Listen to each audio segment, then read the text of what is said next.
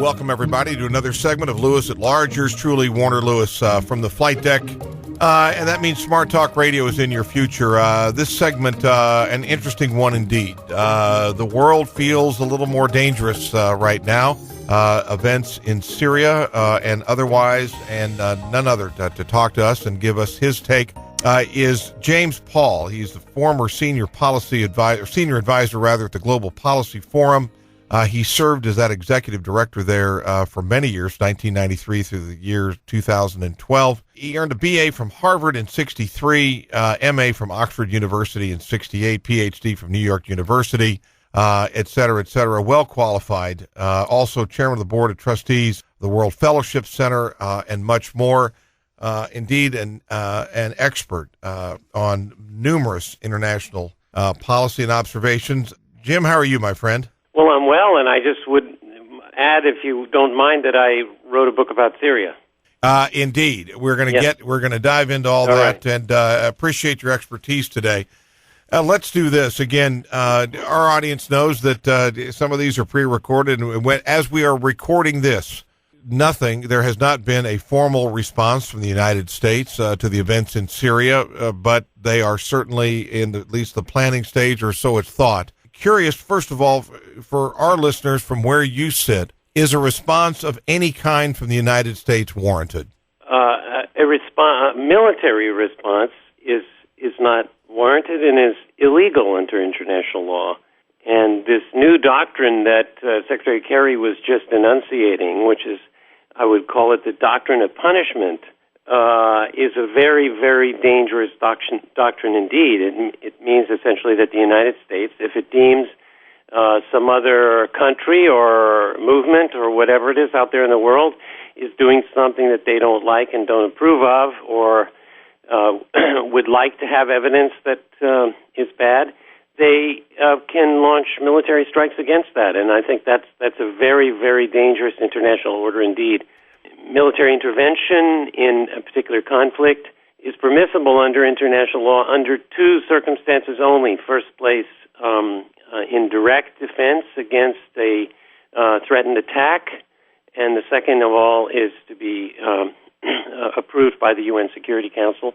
Neither one of these is relevant in this case, and the idea that they're in the business of defending an international regime on chemical weapons when there are those regimes and they're supposed to be monitored, and those are UN regimes and it's not up to the United States to be raining rockets down onto countries that they don't think are conforming. Why the United States? Why do we feel we would even need why do we need to be the response? It's obvious England is not responding. Numerous other allies are not going to have any kind of a formal response. Why us, do you think?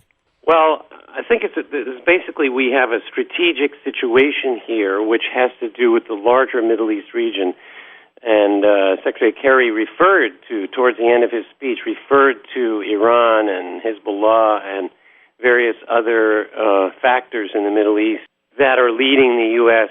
into this conflict. And the way I like to put it is that the road to Tehran passes through Damascus. That is to say, their main aim is at Iran, and where there's a tremendous oil resources. And these wars, of course, they're all taking place in the Middle East. Why? Because there's more than 60% of the world's liquid petroleum resources are to be found there. And the U.S. and U.S. companies want to be able to dominate there at a time when oil in the internationally is running out. So it's about Iran. It's about the Middle East oil region in general, and less specifically about Syria. Syria doesn't have large oil resources, but of course it's an important player in the whole Middle East picture. Share with our listeners, too, if you would, from your perspective, the dynamics of our relationship with Israel as well. Well, obviously, Israel is the prime ally in the Middle East region, and it's ironic. There's always this talk about how terrible it is that Iran should be possibly, maybe, we think perhaps developing atomic weapons. In fact, it's an enrichment process and not a weapons development process necessarily. But Israel, the U.S. ally, has lots of atomic weapons, and they don't seem to be worried about that. So there's very, very different judgments that are being made, not on a uniform basis across all the countries, but depends. If it's your friend, you don't mind, and if it's your enemy, you think it's really terrible. So that's the kind of way the U.S. conducts its policy in the Middle East and everywhere. And Israel is, of course, very, very ardently keen on overthrowing the government of Iran, and they wouldn't mind overthrowing the government of Syria either. So some think that this chemical weapons attack was a black operation carried out perhaps by Israeli security services, and perhaps along with the CIA and others. Of course, we don't know, but it seems quite probable that this wasn't actually done by the Syrian regime itself. This is still very much up in the air, and the United States obviously doesn't want that evidence to come out. The inspectors are coming back, and looks like they may launch attacks well before the information from the inspectors is presented to the UN Security Council. Again, if you just joined us, we're talking to James Paul, Senior Advisor at the Global Policy Forum. He also served as the Executive Director of that group for many, many years, an expert on international relations in particular. Most recently, your most recent book is called Humanity Comes of Age. Is that right, Jim? Yeah. Okay. Hey, let's do this for our listeners. Let's give them a little bit of background about the Global Policy Forum. We have UN observers, but in depth, tell us about that. Well, Global Policy Forum, which was founded in 1993, in order to monitor policy making at the United Nations, and worked, in particular, to follow the work of the UN Security Council. So actually, I have been the chairman of a process of meetings with Security Council ambassadors, bringing non-governmental organizations into contact every week with a different Security Council ambassador or an Under-Secretary General of the UN. And this was quite an extraordinary thing. I suppose I must have had 600 meetings of this kind over the time that I was doing that work. So the Security Council was very familiar terrain to me, and I was in the Council chamber when Colin Powell made his famous presentation. I think it was on the 5th or the 6th of February in 2003. And, of course, Secretary Powell later said that he had, quote, regret about what he said and did then, which was all, you should have more than regret. He lied to the world, and the people in the chamber, I should say, knew it at the time. There was a very strong sense that the U.S. was concocting its evidence at the then, and I think there's quite a lot of sense around the world that the U.S. is concocting once again. Jim, the Middle East, boy, you bring it up. It's just loaded with emotional responses from people, political and otherwise. What is it about this region that continues to be such an enigma for us? Well, I was referring to you about the oil, and right. That's the long and the short of it, really. Yeah. This, of course, there's all kinds of other things there. You can say that it's the home of the world's three of the world's very important religions: Islam, Christianity, and Judaism. You could say that there's a very diverse population. It's one of the things that I like to point out about in the case of Syria, that the United States is supporting an Islamic fundamentalist movement, which is really opposed by most of the people in Syria. And why is it that the United States government is always talking about the Islamic threat and the fundamentalists and so on, when in Syria those are the people they're actually supporting in this rebellion? Many people don't realize that, but that's the case. So they supported Islamic fundamentalists, including Osama bin Laden in Afghanistan, really the United States was, you might say, the founder of Al-Qaeda, and the United States also supported Islamic elements in Kosovo and in quite a few other conflicts. So there's a lot of strange things going on out there, and of course the U.S. has intervened and overthrown a lot of governments, and most recently in Egypt, which was really a disaster to promote this military coup against the elected government of Egypt, which has led to more casualties, I believe, than they're alleging were responsible for, that Assad was responsible for in this particular case. So I think when Secretary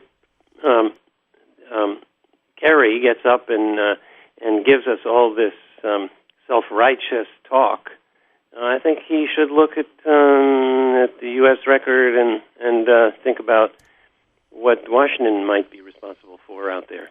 So historically, from where you sit, the U.S. is the one that, or one of the primary entities poking sticks at the monkey, so to speak.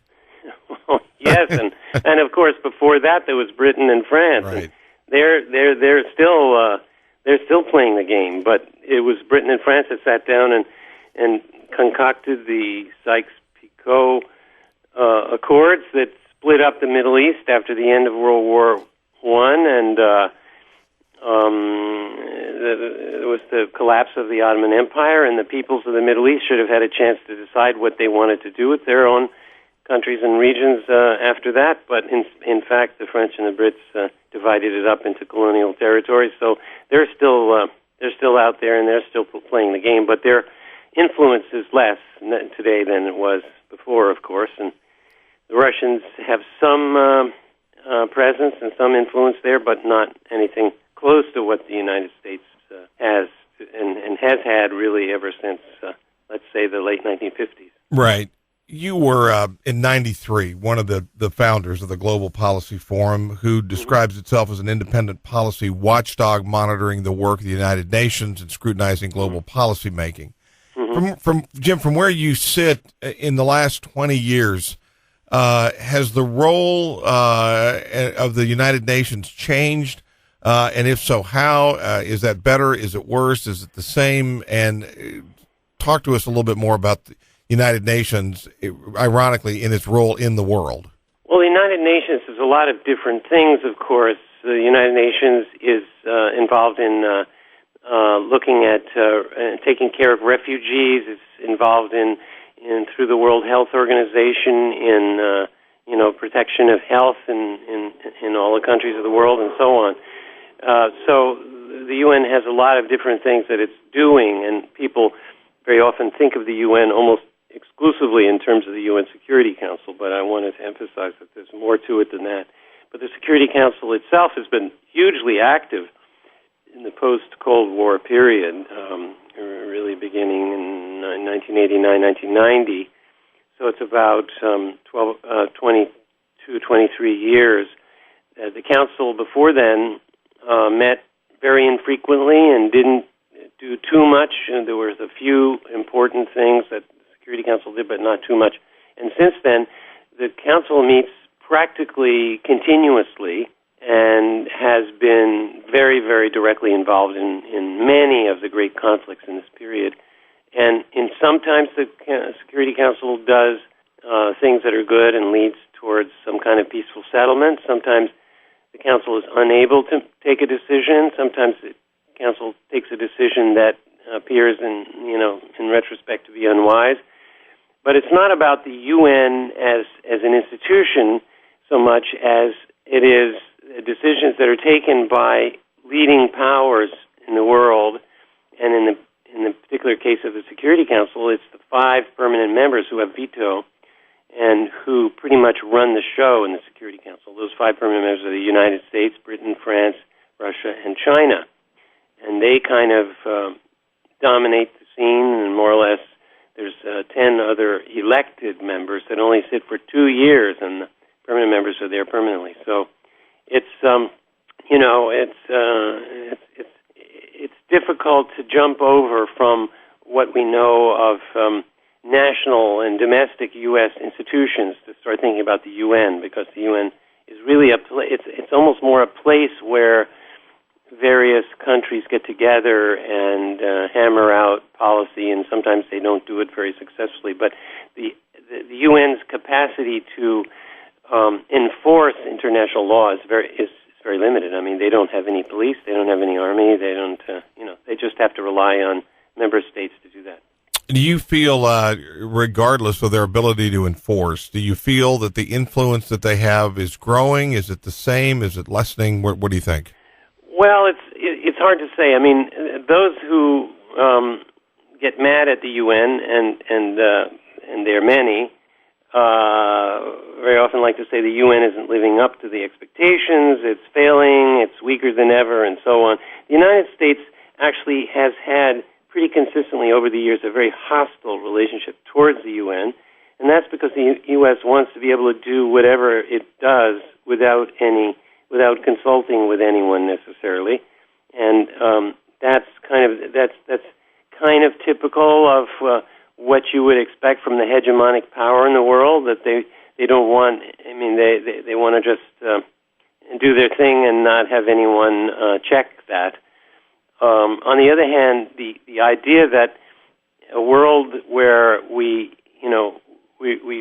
more and more aware that all of the lives of all the people on the planet are interconnected, and particularly this is true of climate change, for example. We can't deal with it. I mean, the United States government, of course, isn't doing anything about climate change, but even if it were, it couldn't succeed without the cooperation of all the countries. And so the same is true with so many things now about whether it be environmental, health issues, and everything else, and certainly international peace and security too. So there has to be cooperation, and I think there's no doubt that the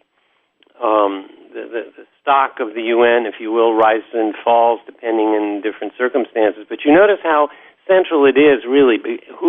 Everyone, look at the Brits in the British Parliament. They said, no, we're not going to act without seeing what the UN inspectors do. And that shows you how central the UN is and how it must be, because there has to be somebody other than the U.S. intelligence services telling us what is true and what is false. Well, it's impossible to predict, obviously, but back to the current situation with Syria, give us what you believe, from where you sit, is the most likely scenario for a United States response or non-response. And then if you could take it one step further and say what consequences, good or bad, are as a result. Well, first place, I want to say that there's been a civil war, and I know some of the people who were involved in starting the civilian protests that was back in the spring of 2011. People who'd been working, critical human rights defenders, people who'd been critical of the Assad regime for many years, and they were fed up with it, and they saw this as being part of the Arab Spring, and there was going to be a nonviolent uprising that eventually would put pressure on and force out the dictator the way it had happened in several other countries. But what happened was various outside parties that included the United States, Israel, Qatar, Saudi Arabia, they wanted to have a different thing happen. They wanted to win in a battle against not only Assad but against Iran, and as I was saying, they had a much broader regional objectives, and so they were ready to send arms and actual fighters. I mean, there's a lot of Islamic fighters that came from Saudi Arabia into northern Syria in particular, and they took up this and they turned it into a very, very bloody conflict. Well, I mean, do governments sit back when people start to take up arms against them? We know that's why nonviolent movements are so much better, because they don't create this terrible, terrible consequence of violence. So these fighters started going, and they had quite a lot of arms and support, and the CIA was advising them and everything. And then you had a terrible civil war, and the government is not known to be soft-hearted and so forth. So they were striking at these and bombing various parts of cities where the rebels were and so on. So this has been going on now for 20 years. And the U.S. bombing, the U.S. strikes that are planned and we'll see imminently are part of a process of winning that civil war, winning it. Now, Secretary Kerry said, we want to have a negotiated settlement. They have been opposed to a negotiated settlement. And I can tell you, I've been in private meetings with people from the State Department and nonviolent Syrians who are talking about going towards a settlement, and they didn't want a settlement. And Secretary Kerry has refused to meet with the people who wanted to really promote a negotiated settlement in Syria. So this U.S. bombing is part of degrading and knocking out Assad's army in order that the Islamic fundamentalists can win the war on the ground in Syria. That's what it's all about. And they'll keep doing that. And who knows? I mean, they may try to send in some sort of a force on the ground of, coalition of the willing. It's very likely to lead to that, in my view, because the people of Syria have gotten more and more opposed to these rebels, and they don't want them there. Syria has Christians, it has Kurds, it has Alawi, which is a Shia sect, and so on, and lots of secular people, and they don't want Islamic fundamentalists running their country. That's, for them, even worse than the dictator. So you have a battle between two repulsive forces, and the U.S. is not supporting the good people, which is the nonviolent Democrats in between. So that's where the U.S. response is, and that's where it's going. And the consequences are terrible for the Middle East region. I mean, one more country in flames, destroyed, almost all the physical environment of Syria destroyed.